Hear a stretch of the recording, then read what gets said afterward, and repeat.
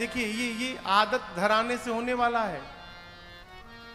हमारे महाराज जी कहा करते, बाबू जिसके बचपन में भजन प्रारंभ नहीं हो रहा है उसका 55 के बाद भजन होने वाला नहीं है। 55 के बाद वही करेगा जो बचपन से कर रहा है। कई लोग सोचते हैं महाराज बुढ़ापे में करेंगे, होगा तब न करेंगे, दांत टूट जाएंगे, कहिएगा राम तो आम निकलेगा, राम नहीं निकलेगा। भगवान के नाम को लेने का स्वभाव बनाइए। जीवन में एक काम ऐसा है माई बाप, पढ़ने का, जिह्वा पढ़े चाहे न पढ़े आंखें पढ़ती हैं। यहां क्या लिखा है व्यासपीठ पर? आप यदि जीव से न भी पढ़े ना, आंखें यदि वहां जाएंगी तो आंखें पढ़ लेंगी कि मेरे राम लिखा हुआ है। घर में आप सबसे अधिक जहां बैठ के पढ़ते रहते हैं, आपका कार्यालय हो, आपका घर हो, आपका ड्राइंग हो, वहां चारों तरफ भगवान का नाम लिखवा दीजिए। चारों तरफ भगवान का नाम लिखवा दीजिए। उससे क्या होगा महाराज, काम करते करते जब जब आपकी आंखें उस दीवार पर जाएंगी, आपकी आंखें पढ़ेंगी भगवान का नाम और आपके मन में भगवान का स्मरण बना रहेगा। कई लोग गाड़ी के पीछे लिखवाते हैं टीटी टूटी गड्डी।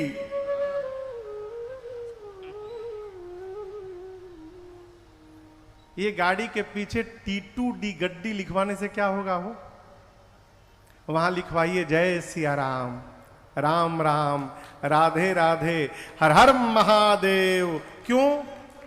आपकी गाड़ी के पीछे जीवन पर्यंत जितनी गाड़ियां चलेंगी, उन गाड़ियों में जितने लोग बैठे रहेंगे, जितने लोगों की दृष्टि आपकी गाड़ी के पीछे जाएगी, उनकी आंखें भगवान का नाम पढ़ेंगी, उनके भी जीवन का पुण्य बढ़ेगा और उनके कारण आपके भी जीवन का पुण्य बढ़ेगा। यह है भगवान का नाम लेने का उपाय। बच्चों का नाम बदलिए, भगवान के नाम पे रखिए, सीधा सीधा नाम रखिए, टेढ़ा मेढ़ा नाम नहीं। आजकल तो फैशन है, ऐसा टेढ़ा नाम रखो कि आसानी से लिया ही ना जाए। नाम सीधा रहे, कम से कम बच्चों के बहाने भगवान का नाम मुख से निकला करेगा। है ये तीसरा घर। पहला घर क्या था? कान। दूसरा घर आंख। तीसरा घर मुख जिह्वा। अब चौथा घर नित्य का व्यवहार। बाबा वाल्मीकि जी कहते हैं, प्रभु प्रसाद सूचि सुभग सुबासा, सादर जासु लहई नित नासा, तुमहि निवेदित भोजन करहि, प्रभु प्रसाद पट भूषण धरहि, सीसन वहि सुर गुर द्विज देखी, प्रीति सहित करि विनय बिसेखी, करनित करहि राम पद पूजा, राम भरोस हृदय नहीं दूजा, राम चरण राम तीरथ चलि जाहि, राम बसहु तिन्हके मन माहि, चरण राम तीरथ चलि जाहि, राम बसहु तिन्हके मन माहि। चौथा स्थान बाबा वाल्मीकि जी कहते हैं, प्रभु जो मनुष्य सुगंध पहले आपको अर्पित करके फिर अपने लगाए। सुगंध लगाते हैं ना, इत्र सेंट, तो पहले भगवान को लगावे फिर अपने धारण करे। फिर महाराज प्रभु प्रसाद पट भूषण धरही, घर में नया कपड़ा नया आभूषण आवे तो पहले अपने न पहन ले, पहले आभूषण और कपड़े को ले जाकर भगवान को सामने रखें और प्रसाद बनाकर फिर स्वयं धारण करें। इसके बाद तुम ही निवेदित भोजन करही। घर में भोजन बने साहब तो पहले भगवान को भोग लगे। आप लोग भगवान को भोग लगाते हैं? क्या लगाते हैं? बताशा। जो घर में भोजन बनता है बहुत बढ़िया। कई लोग चींटी वाला बतासा लगाते हैं, नहीं तो मार्केट में मिलता है कटिंग काजू। कटिंग काजू जानते हैं? जो काजू सड़ जाता है उसको दुकान वाले भाई साहब काट के छोटा छोटा टुकड़ा बना देते हैं। वो काजू पूजा में भी उपयोग में आता है। आ गए हो? आओ आओ आओ, मैं ढूंढ ही रहा था तुमको।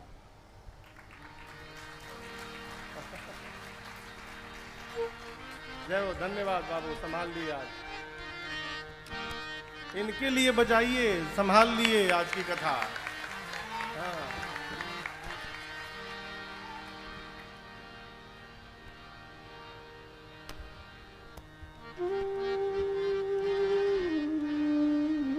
क्या कह रहा था?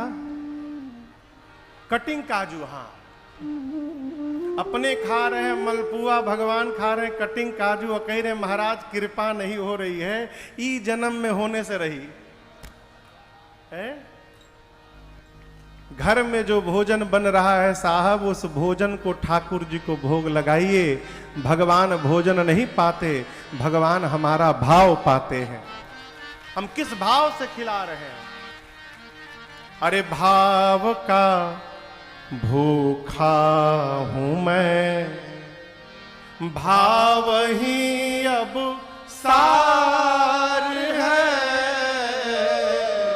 और भाव से मुझको भजो तो भव से बेड़ा पार है। भाव का भूखा मैं, भाव बिना मिलता नहीं दुनिया में सामान। दुकान में जाकर कहते हैं साहब ये सेव क्या भाव लगाया बताओ? आलू का भाव दे रहे हैं भाई? भाव बिना मिलता नहीं दुनिया में सामान, बिना भाव कैसे मिले भव तारण भगवान। बिना भाव के समान नहीं मिल रहा है प्यारे, बिना भाव के भगवान कैसे मिल जाएंगे? घर में जो भोजन बन रहा है ठाकुर जी को भाव से भोग लगाइए, और क्षमा करिए भगवान के बर्तन में न लगाइए। मार्केट में भगवान का बर्तन मिलता है, इतनी बड़ी कटोरी, इतना बड़ा गिलास, अपने पानी पिएंगे गिलासा में, अब भगवान छुटकी गिलासी में है। ये क्या है साहब? एक घर में मैं गया था, विनय थे, मुझको ठाकुर द्वारी में लोग ले जाकर बिठा दिए। मैं बैठा रहा, देख के दया भी आ रही थी घर के मालिक पर। भगवान के सामने कटोरी में भोग लगा था।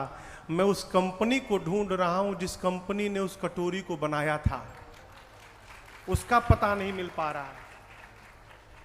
इतनी बड़ी कटोरी साहब, इतनी बड़ी कटोरी में 4 ठे लाची दाना और 2 ठे किशमिश, इतनी बड़ी गिलास में भाग ठाकुर जी को पानी।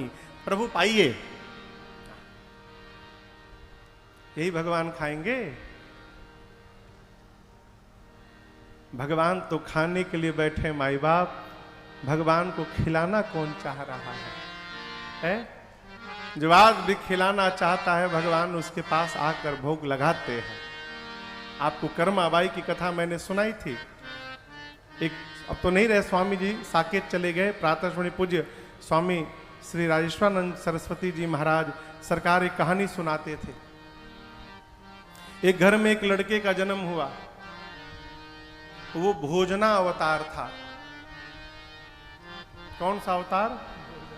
हाँ, भोजन के लिए ही अवतार लिया था उसने। भोजन करने लगे तो रुकने का नाम न ले साहब। घर के लोग बोले बहुत खाता है।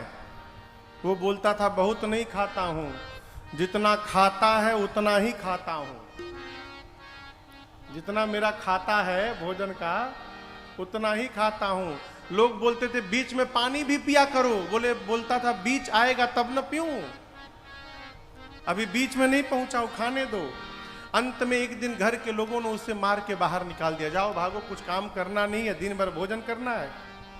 साहब घर से बाहर निकला, लगा रोने, अब क्या करे, भूखो मर जाएगा। तब तक एक आश्रम के गेट पर एक मोटे एकदम पहलवान जैसे महात्मा दिखाई पड़े, त्रिपुंड लगाए। तो जैसे महात्मा दिखाई पड़े तो सोचने लगा इतने मोटे हैं, इनकी तंदुरुस्ती का राज होगा, जरूर भोजन मिलता होगा अच्छा खासा। जाकर पूछा प्रणाम करके, सरकार ये स्वास्थ्य आपका कैसे मेंटेन हुआ है? बोले भीतर अनलिमिटेड भोजन है, कोई गिनती करने वाला नहीं है, जितना मन करे उतना पाओ। बोला कि मेरी एंट्री कैसे होगी इसके भीतर? तो बोले कि तुमको दीक्षा लेनी पड़ेगी गुरुजी से। पूछा काम क्या करना होगा? बोले दीक्षा लोगे तो माला मिलेगी, माला लेके दिन भर राम राम राम राम जपो, बेला पर भोजन पाओ। बोले बस? बोले हाँ। बोले यही तो ढूंढ रहा था मैं। बोले हमको दीक्षा दिला दीजिए साहब। भीतर गया, उसकी दीक्षा हुई, साधु बन गया। अब कोई न रोटी गिनने वाला न कोई टोकने वाला, चकाचक भोजन करे। भोजन करने बैठ जाए तो 1 घंटा उठे ही नहीं। खूब आराम से जीवन कटने लगा साहब। लेकिन ये आराम बहुत दिनों तक नहीं रहा। एक दिन सवेरे स्नान संध्या करके पहुंचा भोजनालय में तो देखा आज तो ठन गोपाल कुछ बना ही नहीं। भंडारी जी से पूछा जलपान? बोले कल। क्यों? आज एकादशी है, आज व्रत रहना पड़ेगा। गया गुरु जी के पास, गुरु जी ये बोल रहे एकादशी है। बोले हाँ बेटा आज एकादशी है, द्वादशी को मिलेगा। बोला गुरु जी एकादशी का व्रत कर लूंगा तो द्वादशी तक बचूंगा ही नहीं। मैं भोजन के लिए साधु बना हूं गुरु जी, मैं मर जाऊंगा। देखे कि तो मर जाएगा। तो बोले काम करो, भोजन का सामान ले लो, चले जाओ नदी के किनारे और वहीं बनाना और पाना। लेकिन पाने के पहले राम जी को भोग लगा लेना। गुरु जी बोले देखो ये बहुत खाता है, इसलिए 2 लोगों का राशन देना इसको। 2 लोगों का सामग्री लेकर गया, नदी के किनारे स्नान किया। स्नान करके भोजन बनाया। गुरु जी कहते राम जी को भोग लगाना। अब राम जी को बुलाने लगा, मेरे राम आइए, प्रभु राम आइए, मेरे भोजन का भोग लगाइए। मेरे राम आइए, प्रभु राम आइए, मेरे भोजन का भोग लगाइए। मेरे भोजन का भोग लगाइए, मेरे भोजन का भोग लगाइए। राम जी आइए भोग लगाइए, राम जी आइए भोग लगाइए। 1 घंटा बोलता रहा, भगवान आ ही नहीं रहे। अंत में क्रोध आ गया, बोला आते हो कि नहीं आते हो, साफ साफ बताओ। आशा में बैठे हो कि आश्रम में मिलेगा, आश्रम से खुद भाग के यहां आया हूं, वहां ठन गोपाल है, कुछ मिलने वाला नहीं है। आना है तो भोग लगाओ, नहीं तो मैं लगा दूंगा। जैसे गुस्साया, उसके सामने राम जी साक्षात प्रकट हो गए। भगवान प्रकट हो गए साहब। लेकिन समस्या समझिएगा, अकेले राम जी नहीं आए, सीता मैया भी साथ में प्रकट हो गई। अब राम सीता जी को देखा तो ये टेंशन में आ गया। 2 लोगों का राशन लाया हूं, यही 2 लोग आ गए तो हमको क्या बचेगा। बोला गुरुजी तो कहे थे केवल राम जी आते हैं, ये कहां से चली आई। राम जी बोले हम ये साथ में ही आते हैं। अच्छा आइए। प्रभु मैया भोग लगाए, उसके लिए थोड़ा सा बचा, बेचारा आधा पेट पाया। बोला आज ही बता दीजिए अगली एकादशी में भी ये साथ में आएंगी। राम जी बोले हाँ वे साथ में ही रहती है मेरे। ठीक है, गया, अगली एकादशी आई। गुरु जी से बोला गुरु जी आप कहते राम जी को भोग लगाना, सीता राम जी दोनों लोग आ गए थे, मैं भूखों पेट रहना पड़ा गुरु जी। गुरु जी बोले लगता है पेट नहीं भरा होगा। अच्छा एक काम करो 3 लोगों का राशन दो इसको। 3 लोगों का राशन लेकर गया, नहाया, भोजन बनाया, शुरू हुआ। मेरे राम आइए मैया साथ लाइए, मेरे भोजन का भोग लगाइए। मेरे राम आइए मैया साथ लाइए, मेरे भोजन का भोग लगाइए। मेरे भोजन का भोग लगाइए, मेरे भोजन का भोग लगाइए। कहने लगा प्रभु आइए मैया को साथ में लाइए, भोग लगाइए। राम जी प्रकट हो गए, सीता जी प्रकट हो गई, और केवल राम जी सीता जी नहीं, आज लक्ष्मण जी भी प्रकट हो गए। लक्ष्मण जी को देखते आग बबूला हो गया, ये कहां से चले आए। लक्ष्मण जी बोले भैया कहां लेकर आए हैं आप, इतना सुंदर स्वागत तो आज तक कभी हुआ ही नहीं था मेरा है। राम जी बोले अरे नहीं वो पिछली बार मैं भूल गया था, ये भी साथ में रहते हैं हमारे, पिछली बार तो नहीं आए थे। अब राम जी बोले भूल गए तुम क्या करें। बोला ठीक है भोग लगाइए। भोग लगाए भगवान, वो भी आधा पेट पाया। फिर बोला साफ साफ बताओ अगली बार कितने लोग आएंगे, और भी कोई बचा है कितने लोग आएंगे अगली बार। राम जी बोले बस यही 3 लोग, दक्षिणे लक्ष्मणो यस्य बामे च जनकात्मजा, 3 लोग बस, लक्ष्मण जी हम सीता जी। पक्का ना, एकदम पक्का। ठीक है। अगली एकादशी में कहा गुरुजी इस बार आप 5 लोगों का राशन दीजिए। क्यों, पिछली बार 2 लोगों का ले गया था तो सीता जी राम जी दोनों आए, उसके बाद 3 लोगों का ले गया तो लक्ष्मण जी भी आ गए थे। इस बार कहीं और एक आदमी बढ़ा के आ गए तो ऐसा ही करते हैं, तो मैं क्यों रिस्क लूं, पहले से व्यवस्था करके चलूं। 5 आदमी का राशन दीजिए। गुरुजी मन में बोले इतना तो नहीं खाएगा, लग रहा है ये अनाज लेके बेचना शुरू कर दिया है। अच्छा इसको रंगों हाथों पकड़ना पड़ेगा, रंगे हाथों। कहा इसको 5 लोगों का राशन दिया जाए। राशन दिया गया, चला, उसके पीछे गुरुजी वेश बदल के चल पड़े। गुरुजी जाके छिप गए। आज ये राशन लेकर गया, नहाया, भोजन नहीं बनाया, राशन रख के लगा बुलाने भगवान को, पहले देख लूं कितने लोग आ रहे हैं।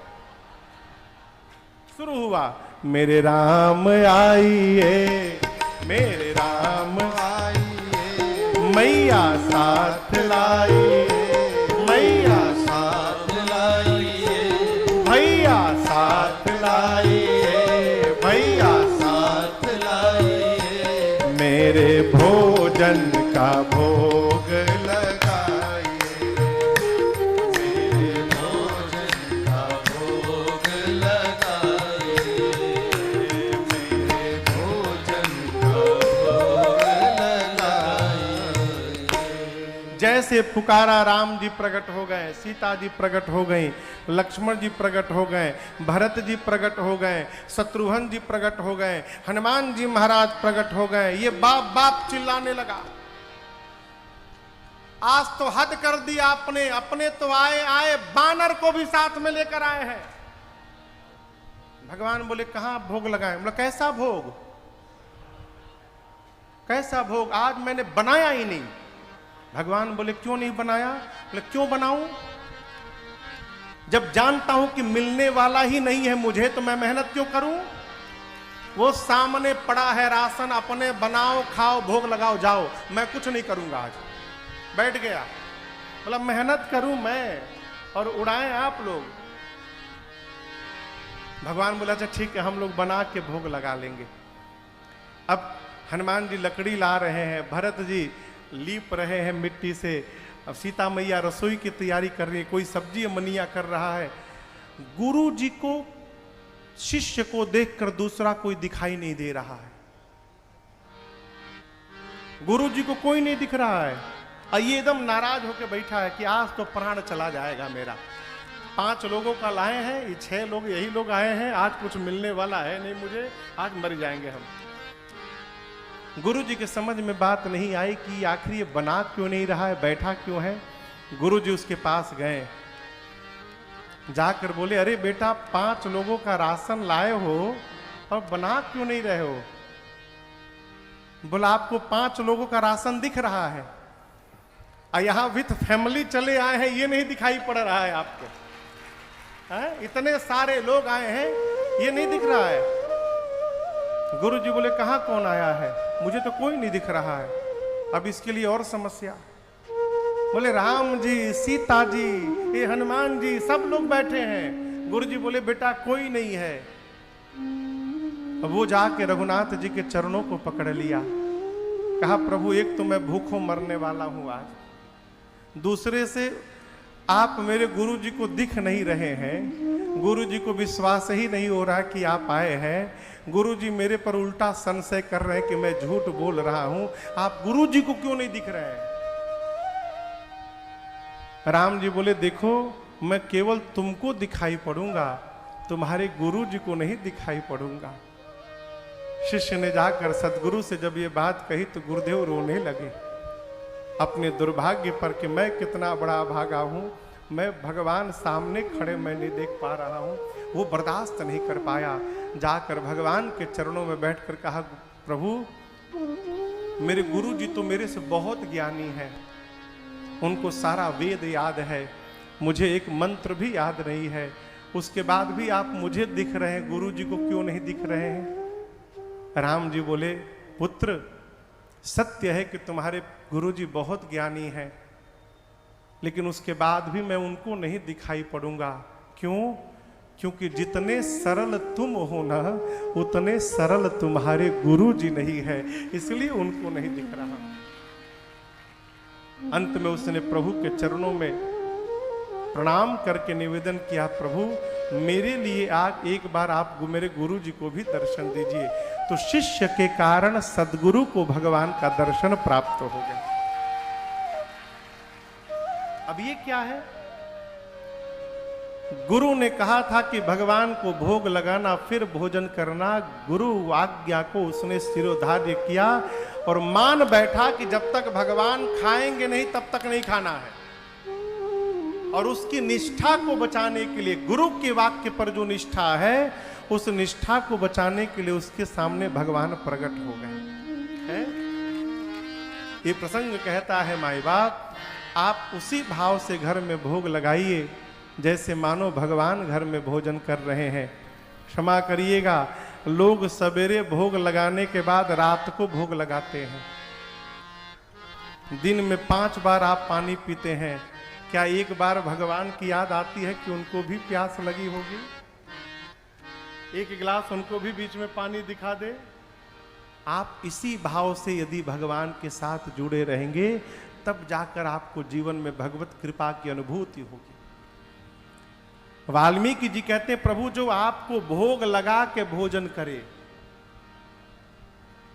घर में श्रेष्ठ महापुरुष आवे तो विनम्रता पूर्वक आदर पूर्वक उनका अभिवादन करे। अभिवादन शीलस्य नित्यम वृद्धोपसेविनः चत्वारि संप्रवर्धन्ते आयुर्विद्या यशो बलम।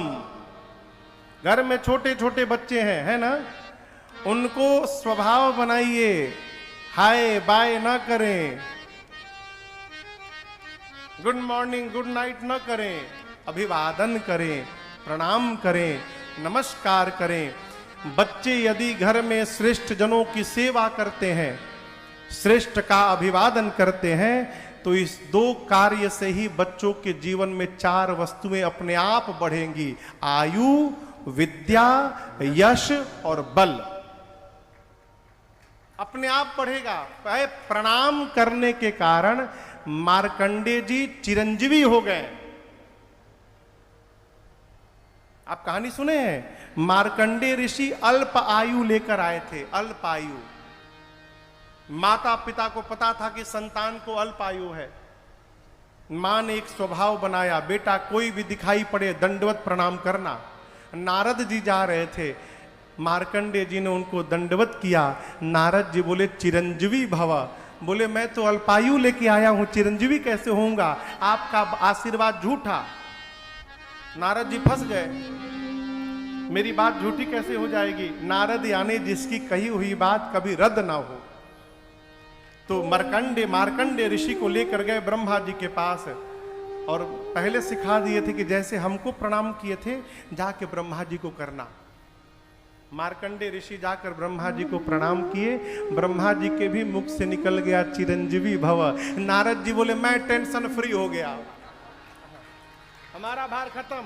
अब आप बोले हो, आप जानो ये अल्प आयु में है। तो वहीं उसकी अल्प आयु को समाप्त करके अब ब्रह्मा जी ने मार्कंडेय ऋषि को चिरंजीवी बना दिया। ये प्रणाम का प्रभाव है। शीस नवहि सुर गुर द्विज देखी, प्रीत सहित करि विनय विषेखी। पांव से तीर्थ की यात्रा करे, हाथ से भगवान की सेवा करे। वाल्मीकि जी कहते हैं राम जी जो जीव ये सब काम करे, आप उसके मन में जाके रहिए, उसका मन आपके लिए चौथा स्थान है। अब 5वां स्थान देखिए, मंत्र राजनित जपहि तुम्हारा, पूजहि तुम्हि सहित परिवारा। तर्पण होम करहि विधि नाना, विप्र जिवाई देहि बहुधाना। तुम ते अधिक गुरहि जिय जानी, सकल भाय सेवहि सनमानी। तुम ते अधिक गुरहि जिय जानी, सकल भाय सेवहि सनमानी। वाल्मीकि जी कहते प्रभु जो आपके किसी एक मंत्र का जप करे, कौन सा मंत्र? गुरु दीक्षा के समय गुरुदेव भगवान ने जो कान में मंत्र दिया है, निष्ठा पूर्वक उस मंत्र का निरंतर जो जप करे। जिसकी दीक्षा नहीं हुई है वो महामंत्र का जप करे। महामंत्र जानते हैं? विनय बाबू जानते हैं महामंत्र? हरे राम राम राम हरे हरे, ये महामंत्र है। दीक्षा नहीं हुई तो इस मंत्र का जप करें। इसके बाद राम जी पूरे परिवार के साथ आपकी पूजा करें। पूजा कैसे करें? पूजा ही तुम ही सहित परिवार। पूजा भूल के भी अकेले नहीं करनी चाहिए। लोग कहते हैं महाराज आजकल के बच्चे, छोटे छोटे बच्चे कथा में पूजा में नहीं आते। यहाँ कितने छोटे छोटे बच्चे बैठे हैं, युवा लोग बैठे, आप दर्शन करिए। ये कैसे आगे साहब? अरे इस कथा की आयोजक मंडली ही युवा मंडली है।